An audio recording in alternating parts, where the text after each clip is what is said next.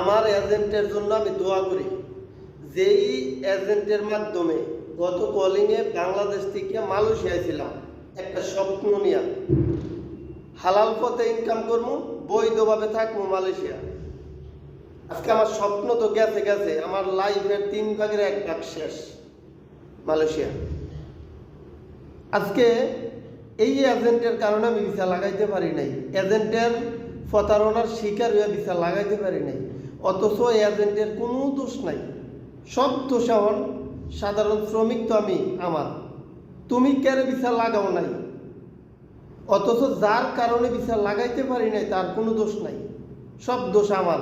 সারা পৃথিবীর নিয়মটা এরকম, সারা পৃথিবীর নিয়ম এরকম। সব দোষ গরিব মানুষের, সব দোষ সাধারণ শ্রমিকের, সব দোষ অসহায় মানুষের। সারা পৃথিবীর সিস্টেমটা এরকম। ঠিক আছে, আমি আমার এজেন্টের লাগে দোয়া করি। সকালবেলা ঘুম থেকে উঠতে দোয়া করি, রাত্রেবেলা ঘুমানোর একটু আগে দোয়া করি। তবে এটা বদ দোয়া। যতদিন আমি বাচ্চা থাকবো, মালয়েশিয়া থাকি অথবা না থাকি, তাতে কিচ্ছু যায় আসে না। তবে তার লাগিয়ে বদ্ধ আমি ঠিকই করবো, কারণ তার কারণে আমার লাইফের 3/1 মালয়েশিয়া শেষ করলাম। ঠিক আছে, এই জায়গায় জায়গায় ফ্রি কাম করুন লাগে মালয়েশিয়া, জায়গায় জায়গায় ফ্রি কাম করুন লাগে।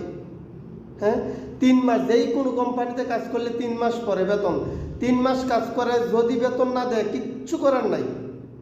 তবে আপনারা যারা বাংলাদেশ থেকে নতুন কলিং আইতে চাইতেছেন, আমি আপনাদের কাছে অনুরোধ করে কই, আপনারা আইতে কোনো সমস্যা নাই। এজেন্ট বিষয় আইন না ভাই। এজেন্টে যতই লোক দেখাক, যতই মিষ্টি কথা কোক, আপনারা এজেন্ট বিষয় আইন না। মালয়েশিয়াতে অসংখ্য কোম্পানি আছে, ভালো ভালো কোম্পানি আছে। 10টা বেতন যদি কম হয়, অনেক শান্তিতে থাকবেন, নিরাপদে থাকবেন, আরামে থাকবেন। বেশি লোভ করেন না, এজেন্ট বিষয় আইন না ভাই। এজেন্ট বিষয় আইবেন তো গোয়া মারা খাইবেন, সোজা কথা।